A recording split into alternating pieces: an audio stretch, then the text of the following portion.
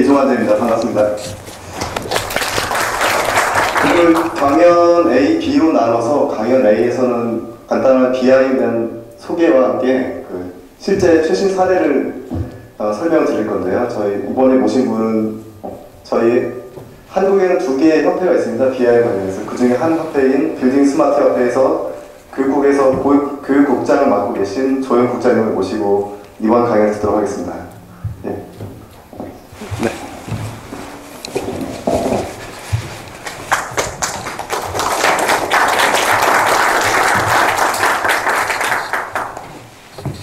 예, 소개받은 조현입니다. 소개가 좀 미흡한 것 같습니다. 저에 대한 소개가. 그래서 제 소개를 많이 하기는 그렇고, 제 소개를 이렇게 한 페이지로 요약을 좀 해봤는데요. 건축 설계하고 설계 사무실에 근무를 했습니다. 근데 설계도 물론 재밌었습니다만, 어떻게 하면 좀 설계를 효율적으로 해볼 수 있을까에 대한 고민이 더 많아지더라고요. 그래서 컴퓨터에 자연스럽게 관심을 갖게 됐고, 그래서 쭉 그런 쪽의 일을 해왔습니다. 그러다가 2006년, 7년부터인가요? 이제 건축계에 BIM이라는 단어가 회자가 됐죠. 그래서 저도 역시 관심을 가지고 공부하고 개념 잡고 몇 가지 프로젝트를 거치면서 지금의 자리가 됐습니다. 그래서 빌딩 스마트 협회의 교육국장을 맡고 있고, 한편으로는 조그맣게 회사도 하나 하면서 교육이나 기술 지원 또는 컨설팅 하는 일을 해오고 있습니다. 그러면 말씀을 드리죠. 자, 뭐인 것 같습니까? 이종환 대리님 혹시 이 스크린 쪽에 조명을 별도로 끌 수 있을까요?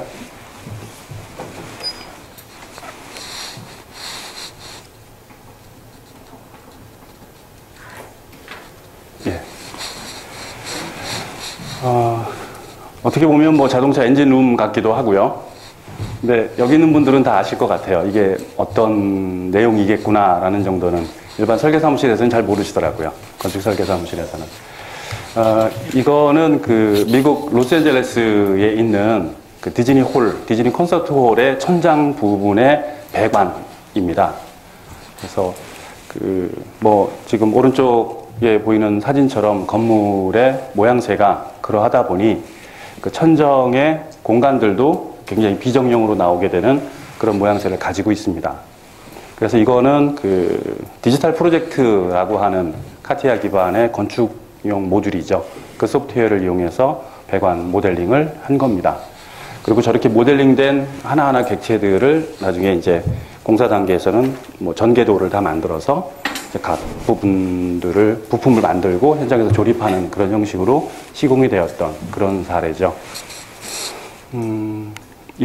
그리고 요 그림은 용인시민체육공원이라고 하는 메인 스타디움의 일부분 단면도입니다.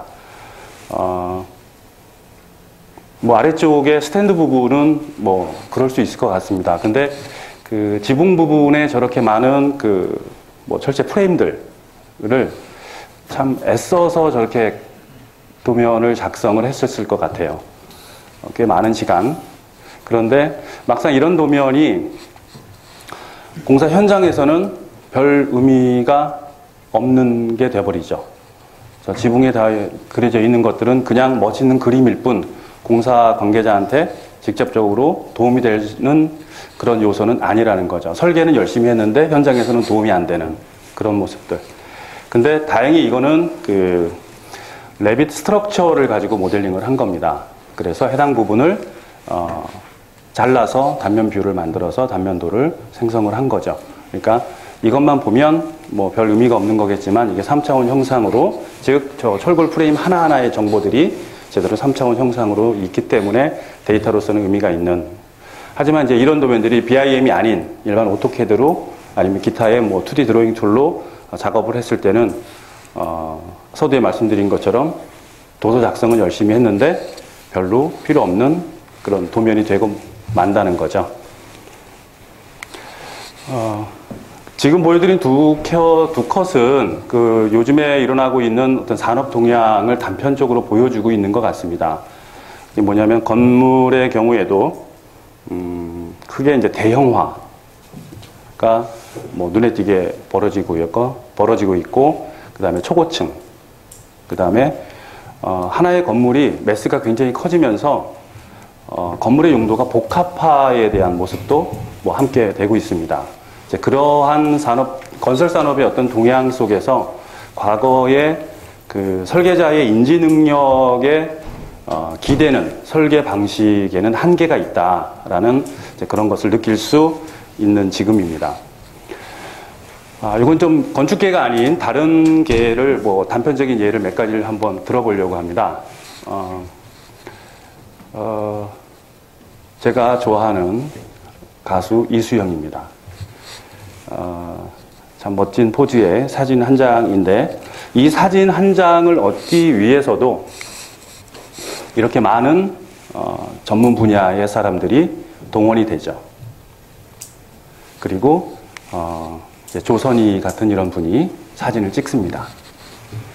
사진을 찍는 것으로 해서 끝나는 것이 아니라 또 그 뒤에 뭐 흔히 포샵이라고 하는 이제 뭐 리터칭, 그 다음에 프린트 작업, 인쇄 작업을 통해서 이 사진 하나가 세상에 나오게 되죠.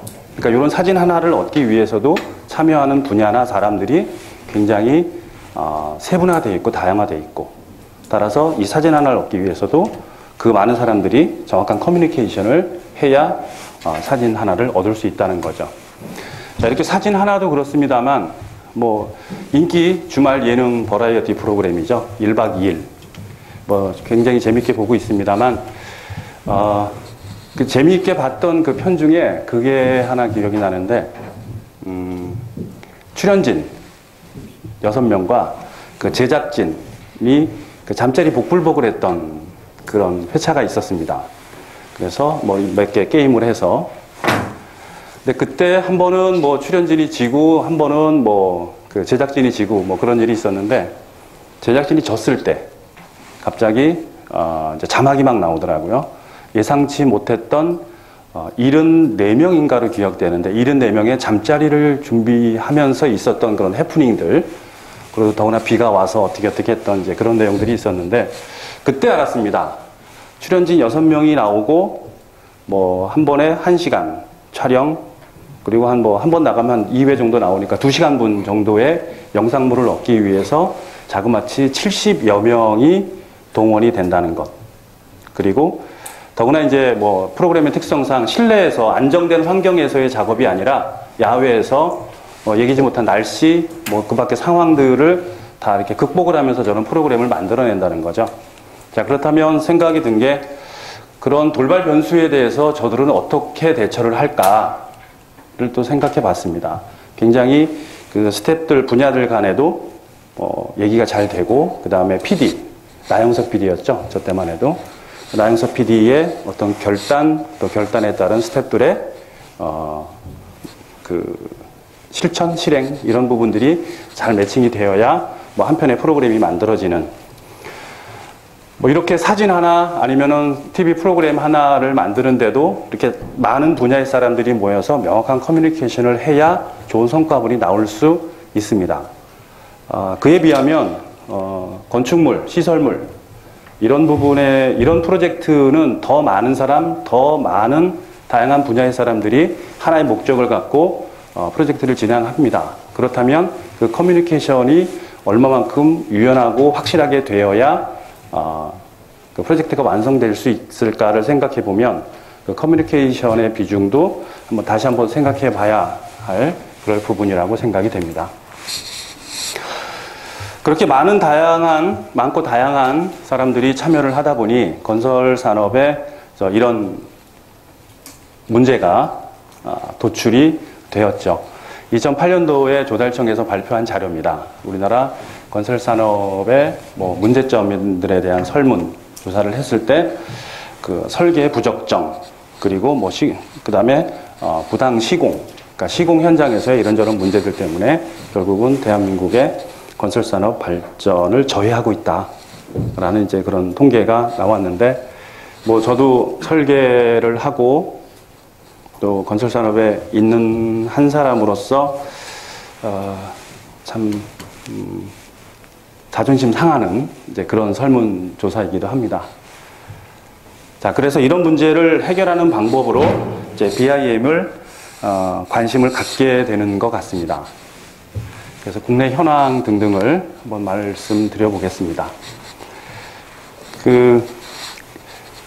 2009년 초에 삼성물산에서 발표한 보도자료입니다.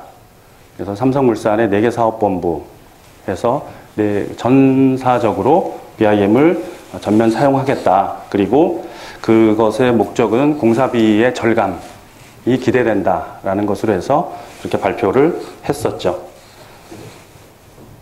이 이후에 대림산업, 쌍용건설 등에서도 속속 자세히 계획을 발표하기도 했었습니다.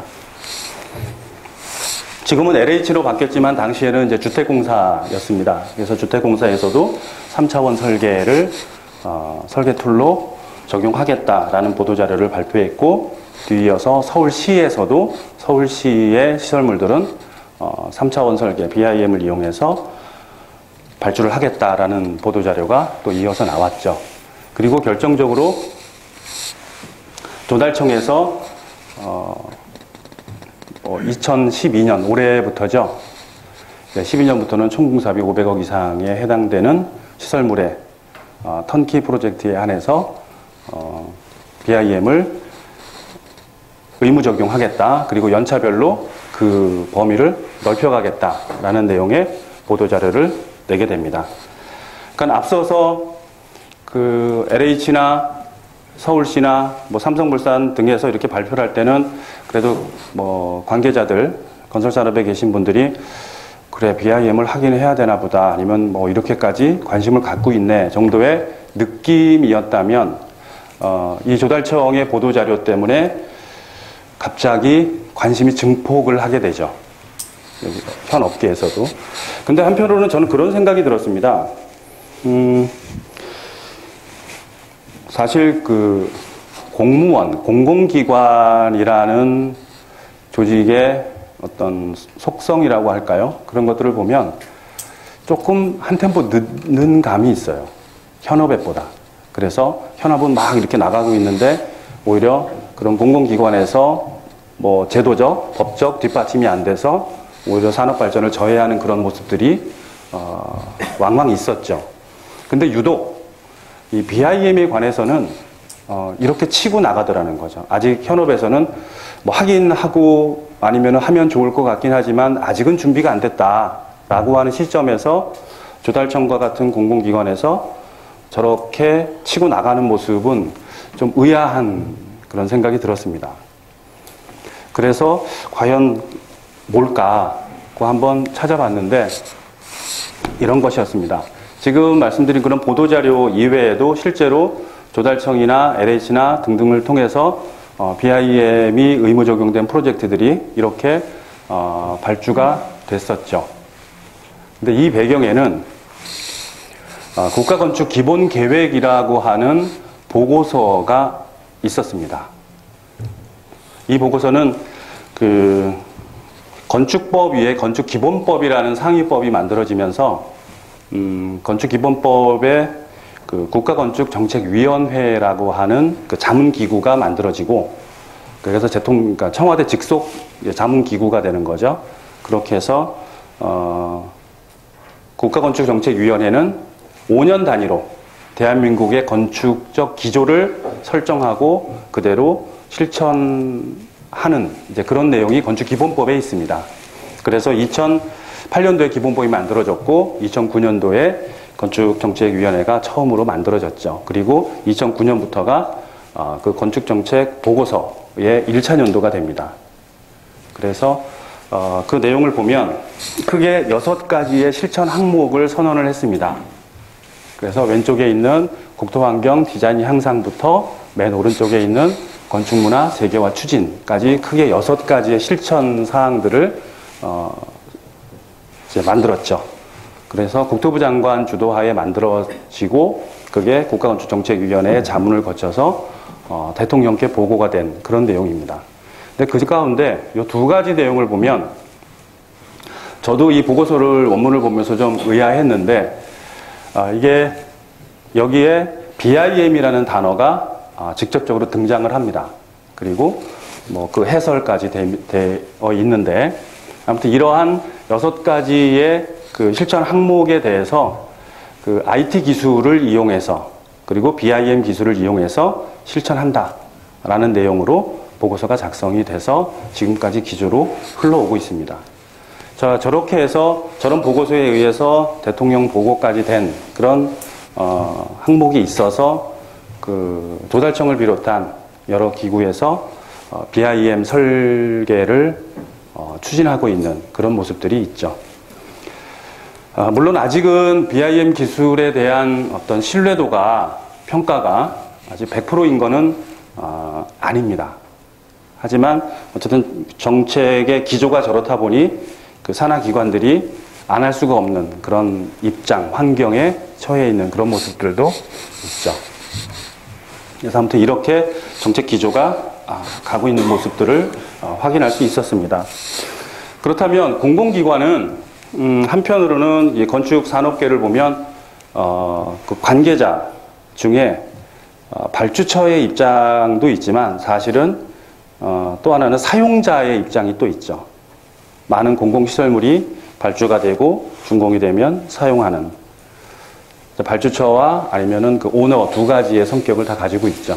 그리고 그동안 세월이 흐르면서 굉장히 많은 이제 건물들을 짓고 시설물을 져서 사용하고 해왔던 이제 그런 사람들이 BIM에 관심을 가진 이유는 제가 보기엔 정확하고 예측 가능한 설계를 기대할 수 있는 설계 기법이기 때문에 그러하다라고 생각을 합니다. 그 시쳇말로 뭐 저가의 낙찰을 받아서 중간중간에 설계 변경을 통해서 뭐 원하는 뭐 공사비를 확보해 나가는 그런 일도 뭐 이런저런 보도를 통해서도 뭐 있었던 그런 게 지금 건설 산업의 한 모습이기도 하죠. 그럴 때 뭐 어떤 예산에 의해서 움직이는 그 공무원들은 참 피곤할 수 있는, 그리고 힘들어할 수 있는 그런 부분들이죠. 그런 부분들을 사전에 예측하고 할 수 있겠다라는 그런 기대와 확신 때문에 뭐 BIM이라는 기법이 그렇게까지 발주처에 관심을 받게 되고 대한민국 건축 기조 내용 속에도 그런 내용이 들어가는 그런 모습이 아닐까 하는 생각이 듭니다. 자, 그러면 도대체 BIM이 뭐길래 그렇게 관심을 가질까를 한번 살펴보도록 하겠습니다.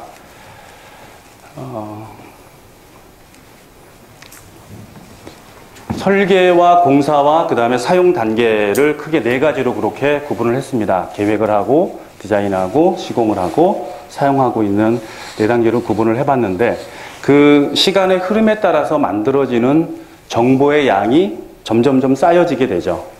근데 지금 아래쪽에 뭐 녹색, 선홍색으로 되어 있는 이런 부분들은 각 분야 단계에서 만들어지는 정보량들이 계속 쌓여지다가 그 다음 단계로 넘어가게 되면 도면만 넘어갑니다.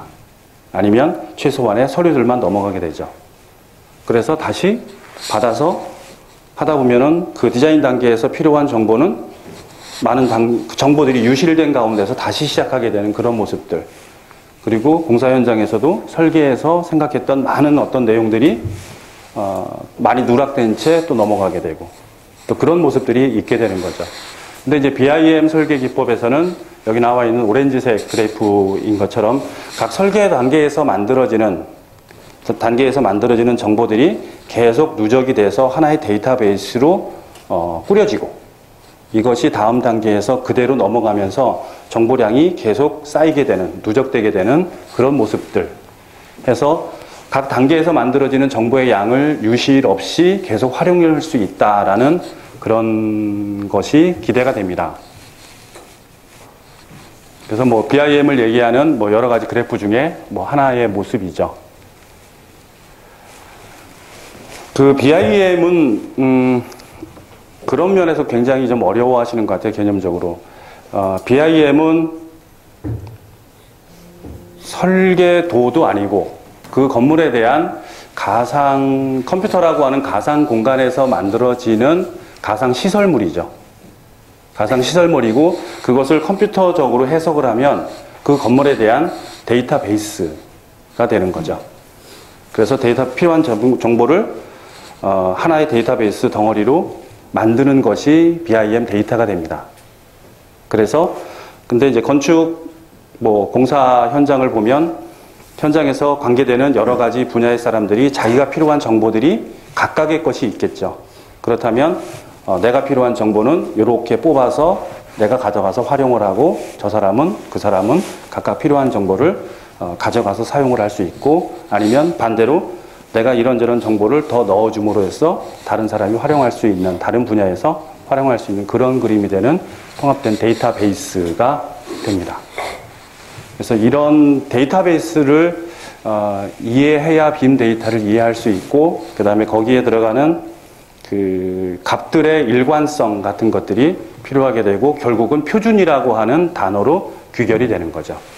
그래서 이러한 장점들을 가질 수 있는 데이터베이스, 그게 건물의 데이터베이스 BIM이 됩니다. BIM이라는 용어도 한편으로는 좀 살펴보면 재미있는데요. BIM은 좀 뒤늦게 만들어진 용어입니다. 이미 BIM이라는 개념으로 설계 또 아니면 시공을 해왔던 그런 일들이 있었죠.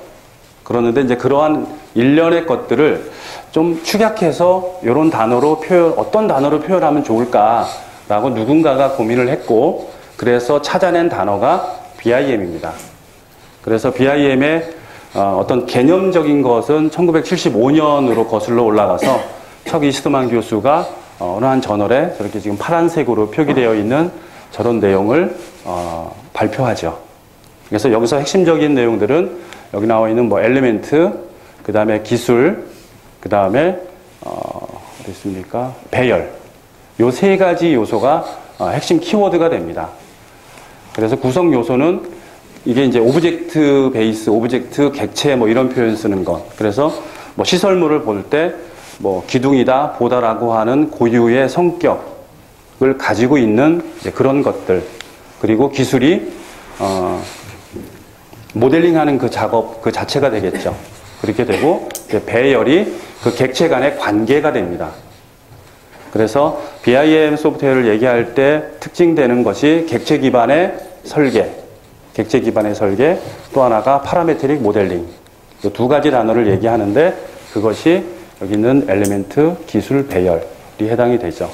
그래서 어느 한쪽의 내용이 변경이 되면 그 객체와 관계되는 객체들이 자동으로 변하게 돼서 연동이 돼서 그 데이터의 그 정확성이, 일관성이 계속 유지가 될 수 있는 그런 기법이 필요하다. 그런 것들을 기술했던 게 1975년이었죠. 그러다가 그 이후에 75년 이후에 다시 이제 BIM이라는 말이 등장을 하는데 86년도에 로버트 에이셔라는 분이 자기가 쓴 논문에서 그러한 개념의 것을 BIM이라는 그런 걸로 표현을 하죠.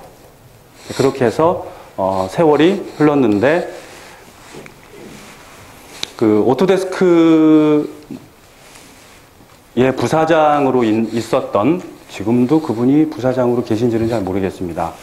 필 번스타인이라고 하는 분이 그 당시에 86년도에 기술되었던 BIM이라는 단어를 찾아서 이러한 개념의 설계를 BIM이라고 한다라는 것을 최근 들어서 이제 발표를 하면서 그리고 국내 오토데스크 코리아를 통해서 그 내용이 전파되면서 BIM이라는 단어 개념은 있었습니다만 용어가 2006년 7년도에 우리나라에도 들어오게 되죠. 그때부터 BIM이라는 단어를 쓰게 됩니다. 따라서 이 중에는 그 플랜트 설계 그 자체를 하시는 분들도 있을 텐데 그분들은 이미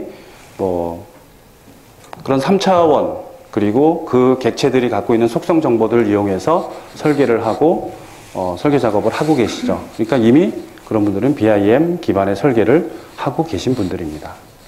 다만 그런 용어를 쓰지 않았을 뿐이죠. 그래서 BIM은 뭐 글자 그대로 빌딩 인포메이션 모델링의 약자입니다. 근데 이제 그 모델링이라고 하는 단어 때문에 간혹 그냥 3차원 설계, 3차원으로 모형을 만들면은 BIM이지 않느냐라고 좀 오해가 되는 그런 부분들도 있습니다. 그래서 빌딩은 일단 대상 건물, 시설물을 얘기하는 건데 그 시간적으로 그 건물이 지어지면서 철거될 때까지의 그 시설물을 통칭하는 말이 빌딩으로 해석을 하면 될 것 같고요. 그 다음에 인포메이션은 크게 두 가지일 것 같습니다. 하나는 우리가 시각적으로 판단할 수 있는 형상 정보, 그러니까 비주얼적인 측면이죠. 그리고 도면을 만든다든지 하는데 필요한 그런 형상 정보와 그 각 객체들이 가지고 있는 그 속성 정보들, 물성이라든지 질량이라든지 아니면 크기, 뭐 이런 것들이 정보가 될 수 있겠죠. 그래서 그리고 모델링은 구축, 관리, 활용하는 것 해서 구축이라는 걸로 생각을 하면 더 좋을 것 같습니다. 그래서 한번 쭉 이야기를 한번 쭉 만들어 보면 그 건축물이 지어지고 철거될 때까지 생성되거나 사라지는 정보를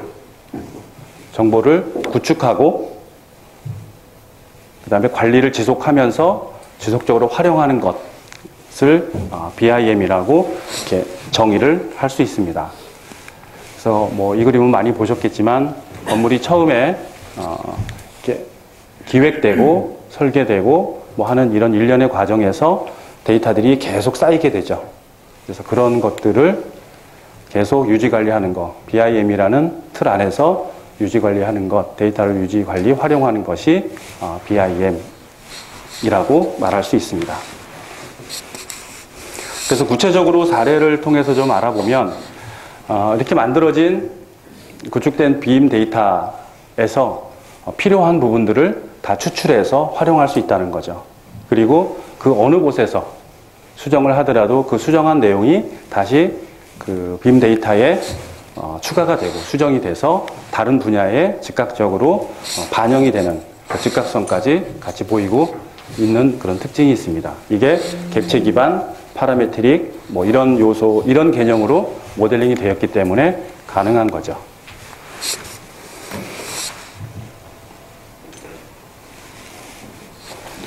그리고 그 빔 데이터가 이제 3차원 형상을 갖고 있기 때문에 더더욱 가능한 그런 부분입니다.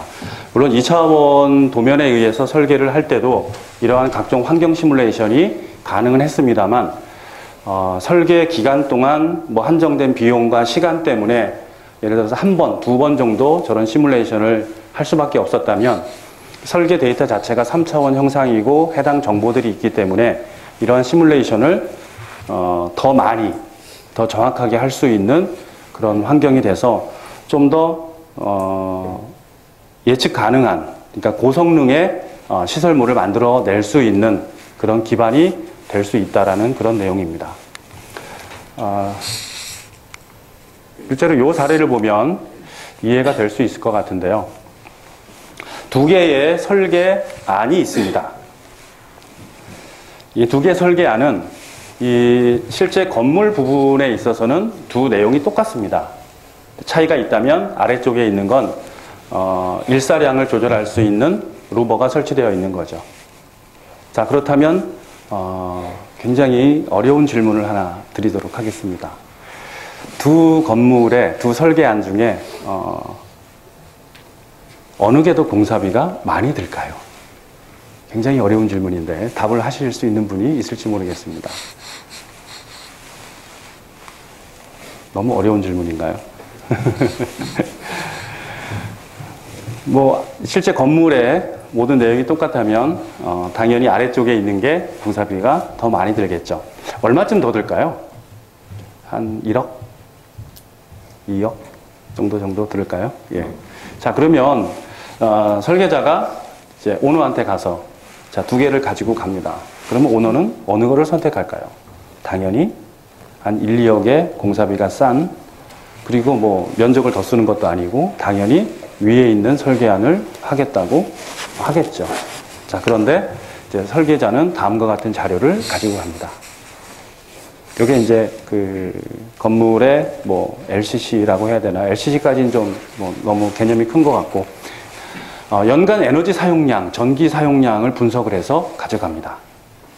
자, 그래서 내용을 보면 요 두 가지 내용입니다. 그래서 위에 건물을 보면 연간 전기 사용료가 46,000달러. 그리고 아래쪽에 있는 건물은 연간 비용이 31,000달러면 연간 유지비가 저렇게 된다. 그러면 이 건물이 지어져서 최소 20년은 사용이 될 텐데, 그러면 공사비 한 2억 정도는 사용 기간 한 3년이면 빠지게 됩니다. 그 이후부터는 절약되는 게 되니까 지금 초기 투자를 하실만 합니다. 라는 얘기를 할 수 있죠. 게다가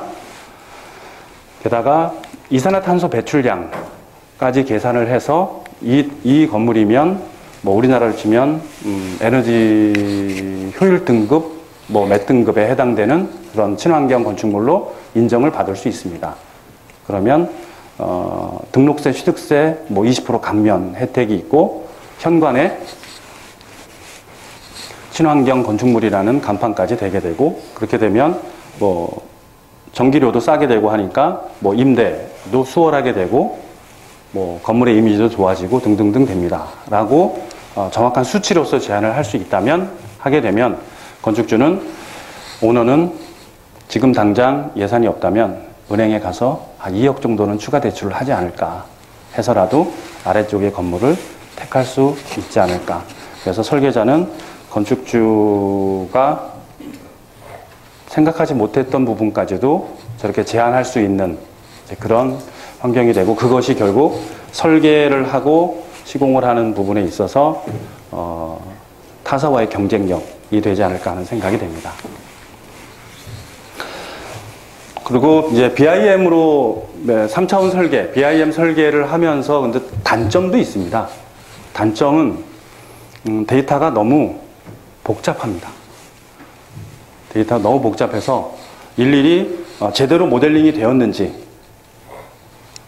사람의 인지 능력으로 판단할 수가 없어요.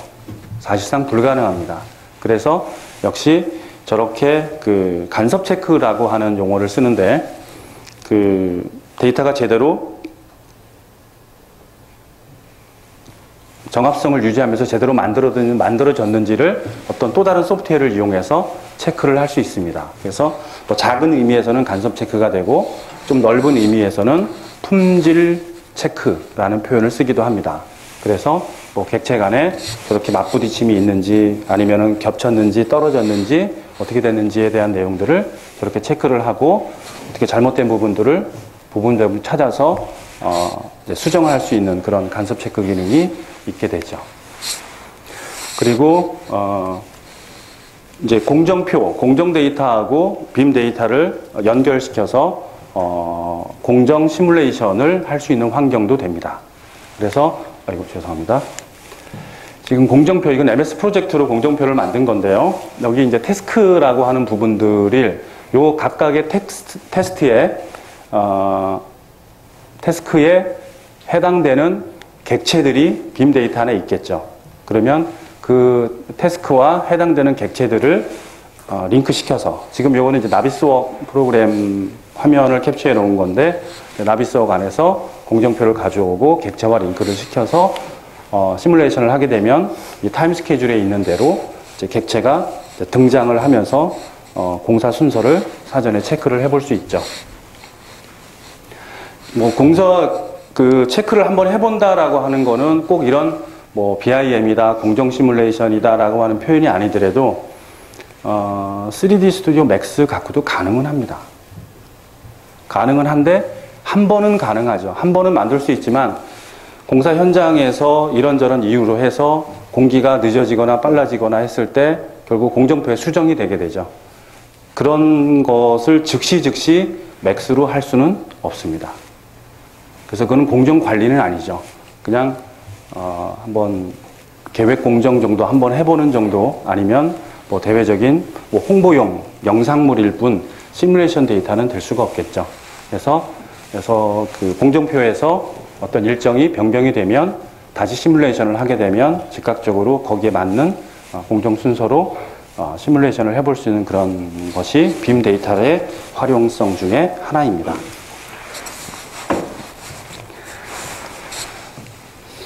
이 중에는 아키캐드나 레빗이나 그 밖에 툴로 모델링을 해보신 분들도 있으실 텐데, 그래서 혹시나 아직 경험을 해보지 못하신 분들을 위해서 간단하게 좀 소개를 해드리겠습니다.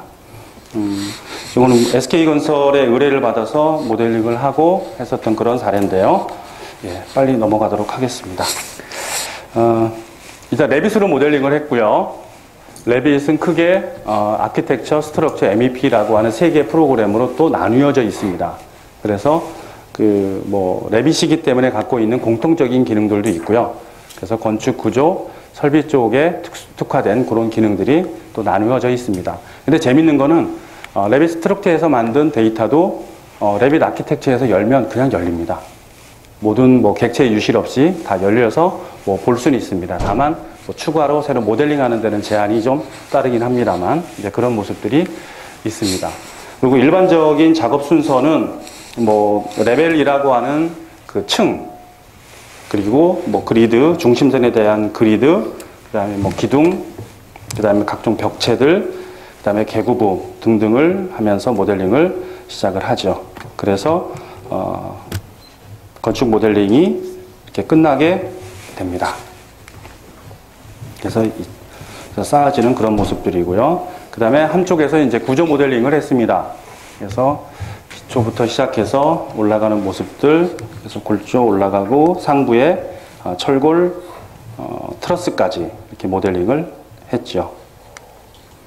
그리고 나서 이제 건축 구조에서 각각에서 만든 데이터를 레빗 용어로 쓰면 이제 링크라고 하는 걸로 해서 하나의 데이터로 합치게 됩니다. 그렇게 되면 좌표를 정확하게 맞추게 되면 구조에서 만든 구조 부재와 건축에서 한 건축 마감재 등이 하나의 데이터로 만들어져서 통합 데이터가 만들어지게 되는 거죠.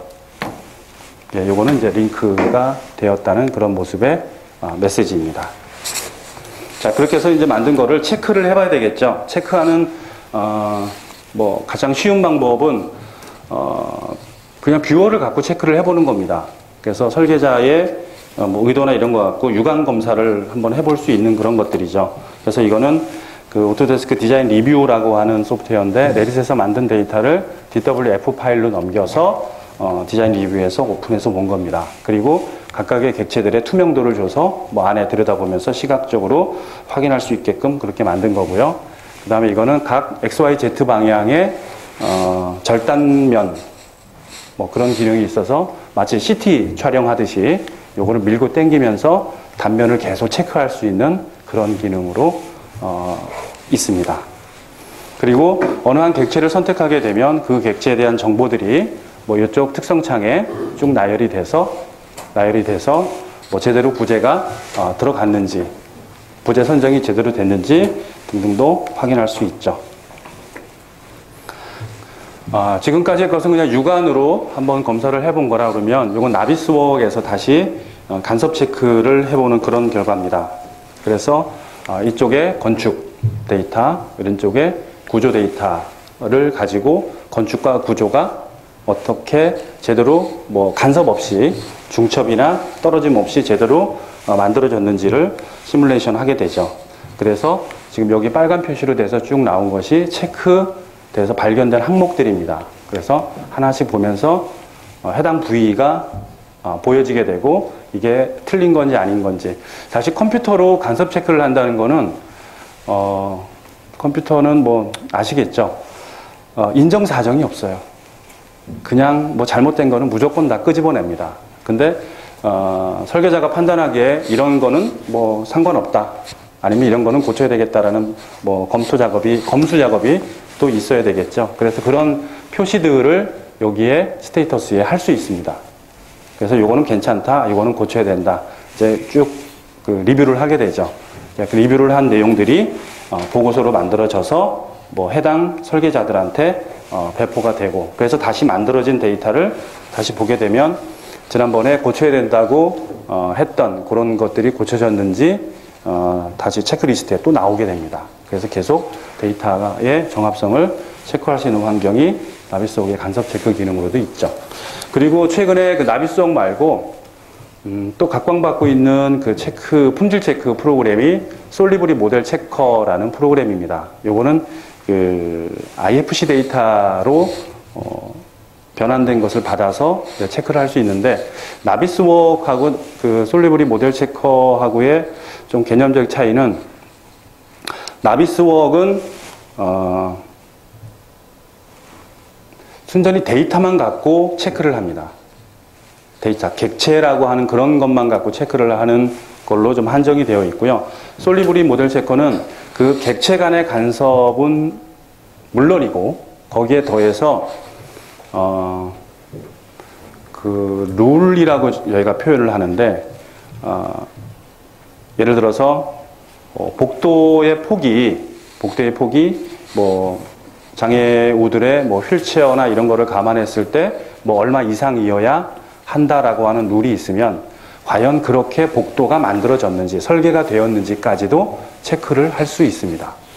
그래서 지금 뭐 세움터라고 하는 건축 인허가 행정 시스템이 있죠. 거기에서도 IFC 데이터 그리고 솔리브리 모델 체커의 엔진을 도입을 해서 국내 건축법 체크를 할 수 있는 그런 시스템을 만들고 있습니다. 그래서 그 뭐 국토부에서의 계획은 이제 빔 데이터를 가지고 건축의 적법성을 체크해서 허가를 내주고 안 해주고 하는 것까지 가겠다라는 그런 계획으로 하고 있죠. 그래서 뭐 지능형 행정 시스템이라는 표현을 씁니다. 그래서 그 4차 작업이 4차 기간이 올해에 해당이 되고요. 6월 다음 주부터 그 용역이 착수가 됩니다. 사업자도 선정이 되었고요.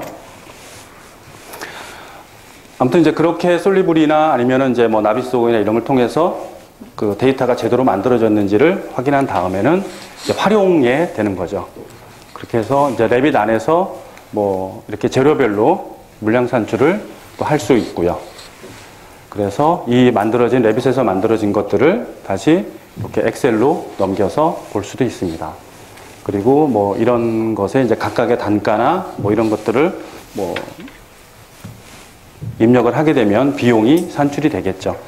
하지만 그 레빗에서 나오는 이런 물량 정보들은 굉장히 낮은 수준의 로우 데이터가 됩니다. 그래서 여러분이 필요로 하는 그런 내용들이 제대로 보고서 형식으로 만들어지기 위해서는 별도의 프로그램에 요 레빗 데이터를 넣어서 이제 원하는 그런 뭐랄까요, 쿼리라고 부르기도 하죠. 데이터베이스 할 때는 뭐 요런 거는 얼마인지, 요런 물량은 얼마인지 하고 하는 그런 내역서를 뽑을 수 있는 전문 프로그램으로 데이터를 넘겨서 그 내역서를 얻을 수 있습니다. 뭐 요런 거에 관한 내용은 제가 발표 끝난 다음에 뒷시간에 또 해당 분야의 분이 오셔서 또 설명을 해 주실 겁니다. 만들어진 데이터를 갖고 1차적으로 활용할 수 있는 게 도면화가 되죠. 그래서 지금 앞서 만든 레빗 데이터를 이용해서 이렇게 시트를 만들어 본 겁니다. 레빗 아키텍처에서 이렇게 만든 거고요.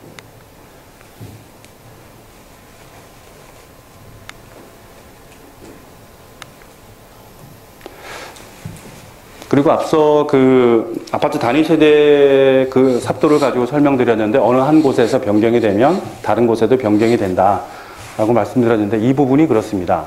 그래서 현관 부분에 이제 콜아웃 기능을 넣어서 이런 그 뷰를 뽑아내서 시트에 넣었고요. 이 안에서 다시 이렇게 단면을 끊어져라라고 해서 만들어진 뷰가 이쪽에 있는 겁니다. 그리고 여기서 다시 뭐 캐노피 부분에 콜아웃을 해서 만들어낸 부분이 이쪽에 있는 부분이고요. 그리고 여기서 다시 뭐 계단 부분에 계단, 그리고 뭐 또 이쪽 부분에 단면 해서 뭐 기초 부분, 이렇게 돼서 뷰가 계속 그 꼬리에 꼬리를 물면서 뷰가 만들어지게 되죠. 그래서 어느 한 곳에서 수정이 되게 되면 그런 내용들이 나머지 뷰에도 자동으로 반영이 됩니다. 그래서 빔 기반의 설계를 했을 때 얻을 수 있는 가장 1차적인 이득은 도면의 정합성이 됩니다. 도면이 틀릴 수가 없죠. 그리고 이제 구조 부분의 도면들입니다.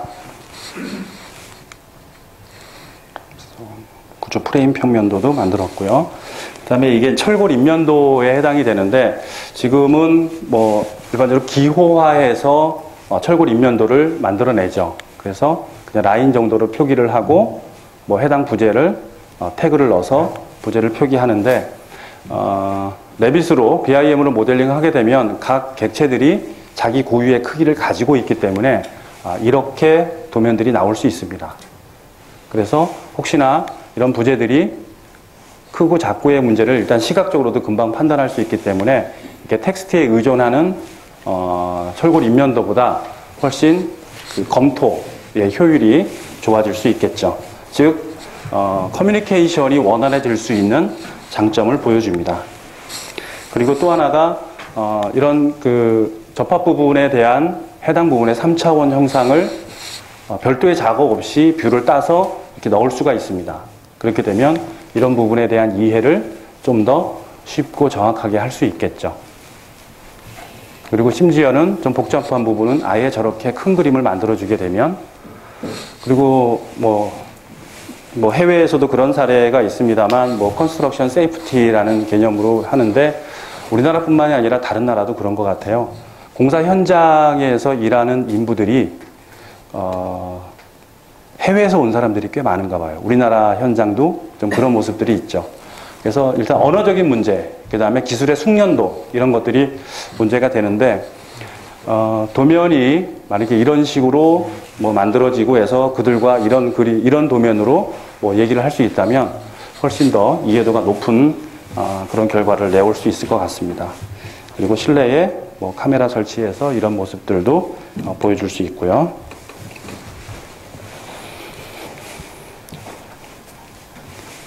그래서 사례를 좀 살펴봤습니다. 자, 그러면 BIM을 뭐 우리 회사에 도입을 하고 싶다 하면 어떤 식으로 접근을 해야 되는가에 대한 이해인데, 이거는 BIM으로 설계를 했을 때의 프로세스를 그림으로 좀 만들어 본 겁니다. 그래서 처음이 빔 가이드라인이죠. 빔 가이드라인은 어떤 내용이, 그 오너의 요구사항들이 포함되어 있는 빔 가이드라인입니다. 그래서 요구하는 뭐 면적, 기능 등등등이 있겠죠. 이제 그런 것들에서부터 시작을 하죠. 그래서 그런 기능들을 각 실별로 뭐 면적이 어느 정도 되어야 하고 뭐 돼야 된다라는 내용들을 일단 이렇게 엑셀로 만듭니다. 만든 다음에 그런 엑셀의 내용들을 레빗에서 공간, 그러니까 룸 객체라고 하는 걸로 반영을 해서 요구사항들을 맞추고, 그 요구사항들, 그러니까 실별 룸 객체의 크기, 면적에 따라서 이제 건축 모델링을 하게 되죠. 건축 모델링을 하게 되고, 완성이 됐으면 뭐 완성의 중간쯤 단계에서 여기서는 이제 에코텍이라는 소프트웨어를 이용했는데요. 그런 에너지 시뮬레이션을 해서 설계의 적정성을 또 한번 시뮬레이션 해볼 수 있죠.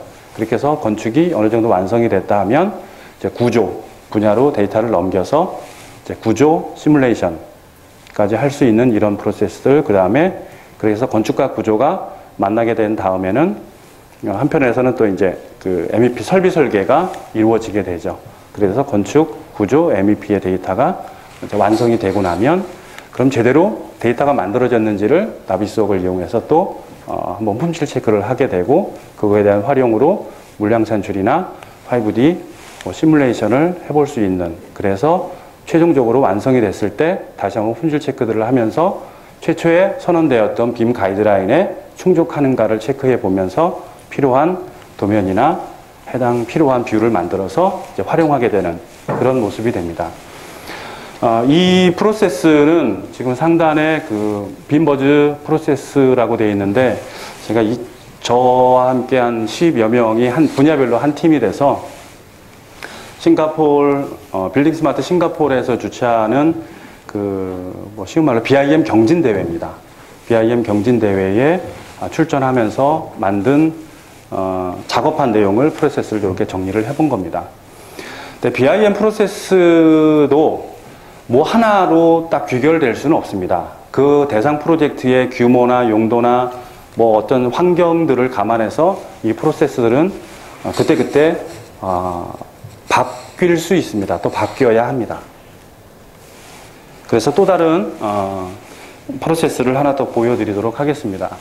이건 좀 디자인적인 측면에서 많이 고려를 해본 건데요. 일단 요구 분석을 하게 되고, 뭐 대지 분석하고, 거기서 만들어지는 설계안들을 뭐 한 4개 정도를 만들었습니다. 그리고 만들어진 그 설계안들에 대해서 각각 환경 분석하고, 그 다음에 사전 공사비를 예측해보는 시뮬레이션들을 한 거죠. 그렇게 해서 그 중에 뭐라고 하는 이제 파이널 디자인안이 만들어지고, 그것을 다시 분야별로 쪼개서 각 분야에서 데이터를 구축을 하게 되고, 그 다음에 분야 내에서의 품질 체크를 하게 됩니다. 건축 안에서, 구조 안에서. 그렇게 되고, 통합 데이터가 만들어지면 다시 한번 품질 체크를 하고, 이상이 없을 때 통합 데이터에서 최종 물량 산출을 하고, 보드 시뮬레이션, 그 다음에 요 프로젝트에서는 그 구조 부분의 패블리케이션 데이터를 만들어내는 것까지 데이터를 넘겨서 그렇게 만들었던 이제 그런 프로세스입니다. 그래서 아래쪽에 뭐 디자인 프로세스가 있고, 실행 프로젝트, 그 다음에 통합, 그 다음에 공사 단계에서 스틸 패브리케이션 단계까지 넘어간 그런 프로세스입니다. 그래서 뒤에 후단에서 다시 한번 언급이 되겠지만, 프로젝트의 성격이나 이런 거에 따라서 서로 약속해야 될 것들이 굉장히 많습니다.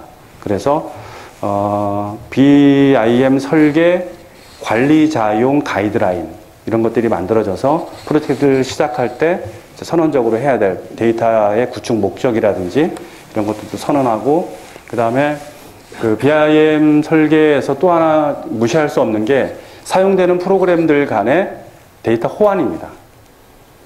그래서 이번 프로젝트에서는 이런 소프트웨어를 이용해서 이런저런 시뮬레이션을 하고 이런저런 결과, 목적치를, 수치를 얻어낸다라고 하는 뭐 그런 관리자의 선언적인 것들이 있죠. 체크하는 항목들, 그런 것들이 관리자용 가이드라인에 의해서 만들어져야 할 것입니다. 조금 분위기를 이렇게 바꿔볼까요? 이건 많이 넘어가면 안 되는데. 예, 여기까지 해보겠습니다. 보셨나요? 못 보셨지, 아직? 나타났는데. 이 중에서 혹시 노트북 가져오신 분 있으세요? 없으신가요? 그래서 노트북을 네이버 사전에서 찾아봤더니, 공책, 노트, 필기장 이렇게 되어 있습니다. 자, 그럼 다시 한번 여쭤볼까요? 노트북 가져오신 분 있으세요? 예, 이제 손 드시네요. 예, 아까는 손을 안 드시고, 지금은 손을 드시고. 자, 부산이 맞나요? 부산이 맞나요? 너무 어려운가요? 부산이 맞나요? 부산이 맞나요? 부산이 국제영화제로 유명한 도시가 됐습니다. 근데 이제 부산에 가보면, 이정표를 보면, 또 아니면 지도를 보면, 어느 지도는 푸산이라고 표기가 되어 있고, 어느는 부산이라고 표기가 되어 있습니다. 근데 이제 국제적인 도시다 보니까 뭔가, 표준화된 표기가 필요하겠다 해서 부산시에서, 국어학자, 영문학자, 뭐 무슨 관계자를 쫙 모아놓고, 통일을 해달라 하는데, 통일을 했어요. 했는데, 6개월 걸렸답니다. 부산이 맞냐, 푸산이 맞냐를 가지고 6개월 동안 설전 끝에 결론이 부산으로 갔습니다. 부산. 그래서 과거에는 부산국제영화제가 PIFF라는 걸로 표기를 했는데 작년부터인가는 BIFF로 표기를 하기 시작했어요. 그러면 뭐 P나 B나 뭐 대충 넘어가도 되지 않겠느냐라고 할 수 있겠지만 이 단어를 보면 그 알파벳 철자 하나가 얼마나 많은 갭을 주는지를 이해할 수 있겠죠. 그래서 아까 서두에 말씀드린 데이터베이스가 이런 맥락으로 해석을 해야 될 겁니다. 그 정확성. 틀리면 틀린 대로 일관성만 있으면 되긴 하는데 어떨 땐 이렇고 어떨 땐 이러면 몰탈이 맞나요? 모르타르가 맞나요? 알루미늄이 맞나요? 알미늄이 맞나요? 그렇게 지금 하고 있죠. 근데 BIM을 잘 쓰려면 그런 것들이 다 표기 표준이 되어야 합니다. 근데 또 한계는 있어요. 그런 모든 용어를 표기할 수 있는, 정확하게 표기하는데 또 한계가 있죠. 그래서 진짜 저는 이런 말 진짜 쓰기 싫은데 코드화가 또 필요합니다. 코드화. 그래서 코드에 의해서 뒤에 디스크립션은 조금 사람이 인지하는 것, 코드는 컴퓨터가 인지하는 그런 걸로 좀 양분화해서 데이터베이스를 구축할 그럴 필요가 있죠.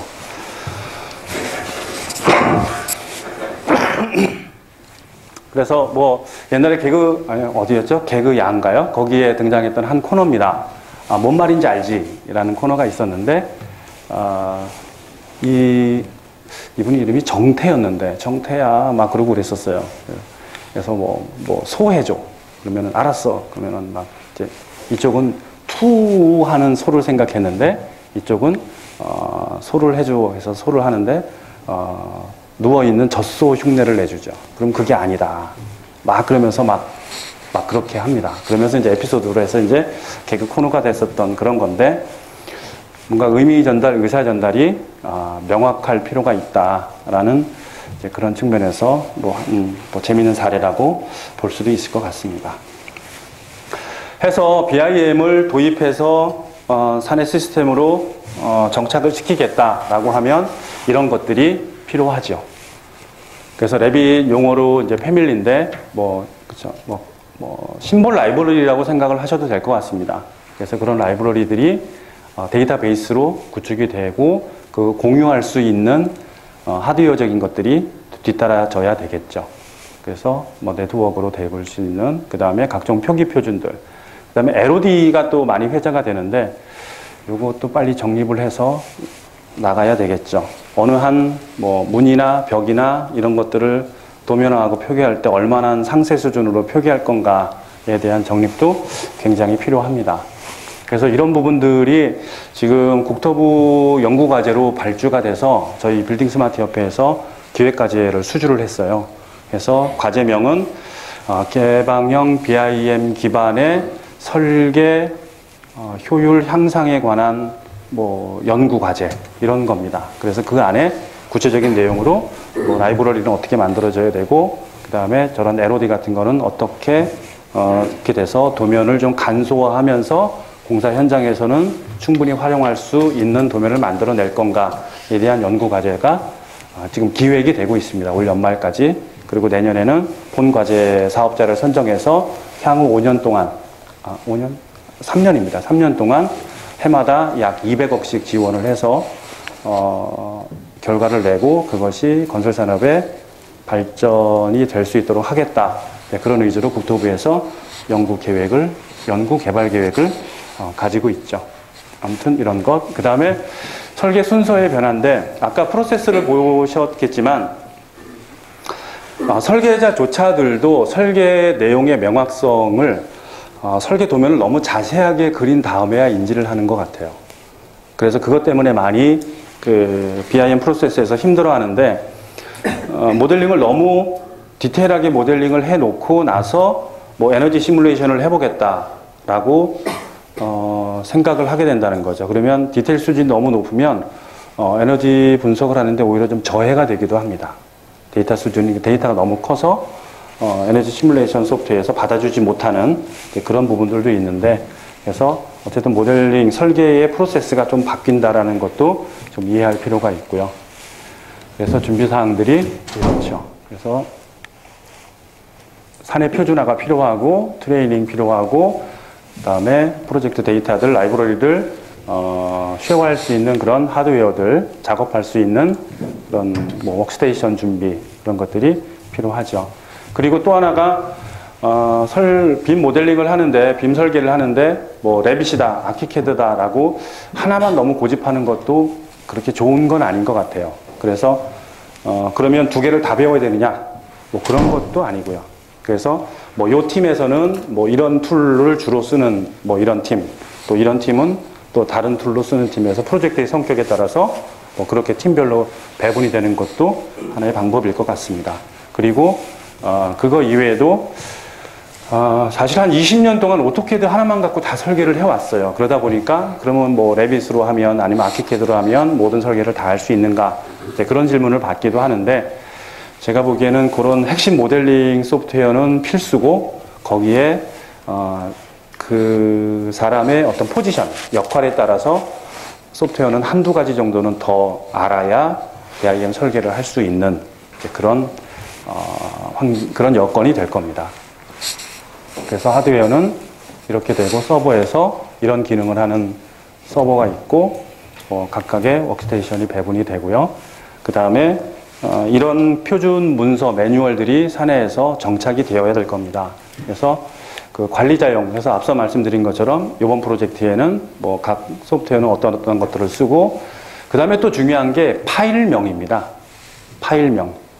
만들어지는 파일명이 계속 다른 프로그램에 링크가 되고 연결이 되면서 작업이 되기 때문에 임의로 파일명을 바꿔버리면 다른 분야의 사람이 그 데이터를 활용하는데 굉장히 혼란을 겪을 수가 있어요. 그래서 뭐 이렇게 관리자용 가이드라인에는 체크리스트 같은 것들이 있어서 뭐에 대한 거는 뭐 어떻게 한다라고 하는 그런 체크리스트, 그 다음에 관리, 품질 체크 등등의 것이 선언이 되는 관리자용 가이드라인, 그 다음에 설계자용. 여러분 회사도 역시나 많은 프로젝트의 도서 작업이나 설계 작업들이 외주 처리가 되는 걸로 알고 있습니다. 그래서 그들한테도 여러분이 갖고 있는 표준의 내용을 그대로 전달을 해야 되겠죠. 그래서 이런 것들은 꼭 지켜야 되고, 이건 이렇게 저렇게 해야 된다라고 하는 그런 설계자용 가이드라인, 그리고 그 프로젝트에 사용하는 패밀리 라이브러리들, 심볼 라이브러리들이 한편으로는 구축이 되고, 그 서버에 의해서 배포가 되는. 그리고 또 하나 중요한 게 이 템플릿 파일이라고 하는 것들이 또 굉장히 중요합니다. 그래서 템플릿 파일은 조금 이따가 다시 한번 살펴보죠. 그래서 라이브러리 구축은 패밀리 심볼이라고 말씀은 드리겠습니다. 그래서 속성 정보, 형상 정보를 크게 나눌 수 있고, 그 안에 있는 내용들이 이런 것들입니다. 이런 내용을 담는 형상 정보들이 만들어져서 패밀리가 만들어지는데, 여러분들도 그 허가를 받죠.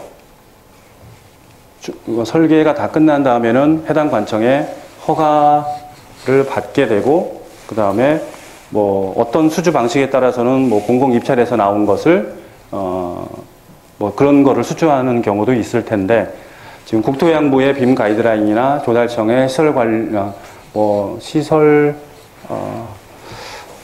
설계 빔 지침서인가라는 것이 있죠. 그래서 3년 전에 1.0 버전이 나왔고, 지난 4월 달에 1.1 버전이 또 새로 나왔습니다. 그래서 그 표준에 대한 내용들이 또 많이 들어가게 됐는데, 아무튼 이제 그런 국가 정책에 따른 가이드라인을 감안한 이런 라이브러리들이 만들어지고 해서 구축이 되어야 하겠죠. 그리고 템플릿인데, 지금 앞서 말씀드린 그 심볼 라이브러리는 좀 큰 틀에서의 어떤 심볼이라고 한다 그러면은 사실 이런 것들도 굉장히 중요한 요소가 됩니다. 재료 표기 표준이나 코드화 되어 있는 그런 내용들이 적절하게 만들어져 있어야 그 심볼 라이브러리들을 정확하게 만들어낼 수가 있거든요. 그래서 이런 것들, 공유 배기 변수, 이런 내용들이 다 포함이 된 템플릿이 만들어지고, 그 템플릿은 구조 방식, 습식 공법이냐 건식 공법이냐에 따라서, 또는 분야, 용도에 따라서, 그리고 건물 규모에 따라서 최소 한 6가지 이상으로 나뉘어서 템플릿 파일이 만들어지고, 프로젝트의 내용에 따라서 사용이 되는 그런 모습으로 가야 할 것으로 봐집니다. 예, 요게 아까 말씀드린 설계자용 매뉴얼들 이렇게 만들어지고요. 그 다음에 관리자용은 각종 체크리스트들이 이렇게 선언이 되는 거죠. 뭐는 뭘로 하고 뭐는 뭘로 하고 해서 양식이 채워져서 이것이 관리자도 가지고 있고 설계자들한테 나눠져서 준수할 수 있는 서로의 약속, 문서가 되는 거죠. 이런 것들이 제대로 갖추어져 있어야 빔 기반의 설계를 할 수 있겠다 생각이 됩니다. 이제 기술적인 내용들은 다 말씀드린 것 같고요. 만화입니다. 만한데 아날로그맨 on 디지털 제너레이션, 소설을 쓰고 계시는 아주 저명한 소설가입니다. 좀 연배가 되셔서 타자기를 이용해서 소설을 쓰고 계신 거죠. 그러다 생각을 바꿉니다. 이제 디지털 시대다. 그래서 컴퓨터를 삽니다. 그래서 타이핑을 해서 프린터를 해서 읽어보고 마음에 안 드니까 구겨서 버립니다. 컴퓨터는 이렇게 쓰는 게 아니잖아요. 그렇죠? 근데 과거에 그래 왔던 그런 거를 버리지 못하고 뭐 이런 모습들이 보이는 게, 그러니까 즉 이 만화에서 얻을 수 있는 거는 그죠, 툴이 바뀌면 그에 따른 프로세스나 이런 것들이 같이 따라가줘야 그 툴을 제대로 활용하는 것이다 라는 것을 한번 생각해 볼 수 있는 그런 만화 컷이었습니다. 그리고 뭐 코닥이라는 회사도 좀 어려워지고 있고 소니도 굉장히 어려워지고 있죠. 그래서 일반적으로 뭐 분석하기는 뭐 급변하는 어떤 뭐 소비자의 요구나 뭐 이런 거에 제대로 대응하지 못했다라고 하는 이제 그런 원인 분석을 하기도 하는데, 한때는 우리 옆구리에 항상 이렇게 있었던 소니 워크맨도 이제 접었죠. 예. 그리고 이제 드라마 촬영 현장의 모습인데 촬영 감독님이신 것 같아요. 근데 이분이 촬영 감독이라는 직책에 올라가려면 촬영을 한 10년 이상을 하셔야 될 거예요. 한 20년까지 돼야 그래도 촬영 감독이라는 역할을 하시게 될 텐데, 그동안 얼마나 수많은 장비를 써봤겠습니까? 근데 지금 이분이 촬영하는 장비는 여기 있습니다. 캐논 5D 마크 II 라고 하는 DSLR 카메라의 동영상 촬영 기능을 가지고 촬영을 하고 있죠. 요겁니다. 그래서 렌즈도 바꾸고 해서 쓰는데, 이거의 한계는 한번 찍기 시작하면 최대 20분인가 찍을 수 있습니다. 그 다음에 일단 끊고 또 찍어야 돼요. 그런 한계가 있는데도 불구하고 이거를 이용해서 드라마를 촬영을 하죠. 근데 영상미가 굉장히 뛰어나요. 뭐 심도 표현이다, 뭐 색감이다, 뭐 이런 것들이 굉장히 뛰어나서 이제 이런 것들을 사용하게 되죠. 그러니까 생각해 보면 이분도 수많은 뭐 ENG 카메라를 써봤겠지만 새로 등장한 어떤 툴을 이용해서 자신의 예술 세계를 표현하는 이런 모습들, 그리고 요거는 이제 뭐 아이폰을 가지고 뭐 이렇게 광고 제작하고 하는 그런 모습들, 그리고 박찬욱 감독인가요? 이분도 이 아이폰 갖고 영화를 한 편 만들었고 그것을 영화제에 출품하기도 했던 그런 모습들이 있었죠. 이분도 역시 얼마나 많은 장비를 써봤겠습니까만, 물론 이 모습은 뭐 KT와의 어떤 그런 뭐 마케팅적인 측면이 없지 않아 있었겠지만, 이 영화 촬영하고 나서도 뭐 아이폰 갖고 뭐 어떤 색감이나 이런 것들은 굉장히 좋았다라고 또 뭐 평가되어지는 그런 모습들이 있었습니다.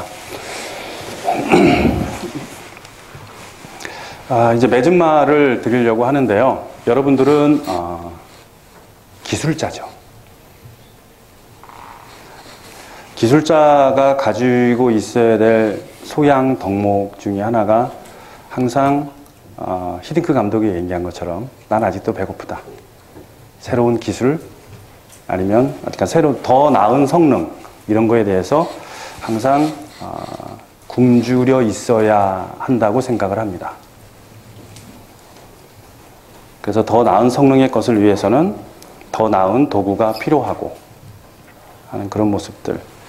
더구나 이제 BIM 기반의 설계 기법이 뭐 전혀 새로운 것이 아니라 많은 업체에서 도입을 하고 있고 그런 성공 사례들이 하나둘씩 나오고 있는 그런 상황이라는 거죠. 그래서 한편으로는 또 기술자 역시도 사람이기 때문에 좀 안정을 추구하거나 하는 모습들이 한편으로는 있죠.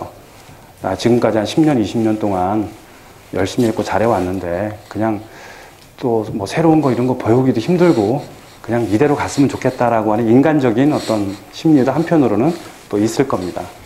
하지만 그것보다는 기술자의 역할을 하기 때문에 기술자의 마인드로 항상 새로운 것에 대해서 배우려고 하고 받아들이려고 하는 그런 마인드가 필요하지 않을까 그래서 BIM을 한번 도전해 보십시오라고 말씀을 드리고 싶고요.